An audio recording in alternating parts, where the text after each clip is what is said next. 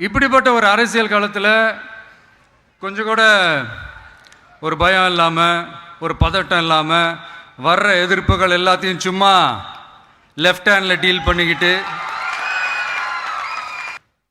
இதோ நம்மளுடைய தமிழக வெற்றி கழகம் முதலாவது ஆண்டை கடந்து இப்போ 2வது ஆண்டில் அடி எடுத்து வைக்கிறோம். இந்த ஒரு காலகட்டம் தான் மிக முக்கியமான ஒரு காலகட்டம். ஏன்னா ஒரு அரசியல் கட்சிக்கு ஒரு பெரிய பலமே அந்த கட்சியினுடைய கட்டமைப்பு தான். அதுதான் அந்த கட்சியினுடைய ஒரு வேறு மாதிரி, ஒரு அடிப்படை பலமே அதுதான். ஒரு ஆலமரம் மாதிரி ஒரு கட்சி ஒன்று வளரணும்னா அதுக்கான அந்த வேர்களும் விழுதுகளும் ஸ்ட்ராங்காக இருக்கணும் இல்லையா? அப்படி தான் நம்மளுடைய இந்த அமைப்பை பலப்படுத்துகிற ஒரு வேலையை தான் இப்போ நம்ம செஞ்சுக்கிட்டு இருக்கிறோம்.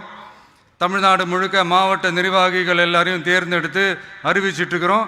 இந்த நேரத்தில் நம்ம மேலே ஒரு கம்ப்ளைண்ட், அது என்னென்னா, நம்மளுடைய மாவட்ட நிர்வாகிகள் எல்லாருமே வெறும் இளைஞர்களாகவே இருக்கிறாங்களாம். ஏன் இருந்தா என்ன?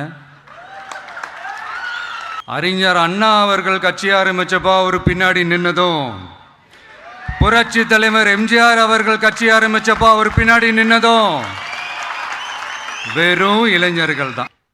அந்த இளைஞர்களால் தான் 1967லையும் 1977லையும் அந்த 2 தேர்தலையுமே ஒரு மிகப்பெரிய ஒரு வெற்றி கிடைச்சது. வரலாறு, அதுதான் வரலாறு.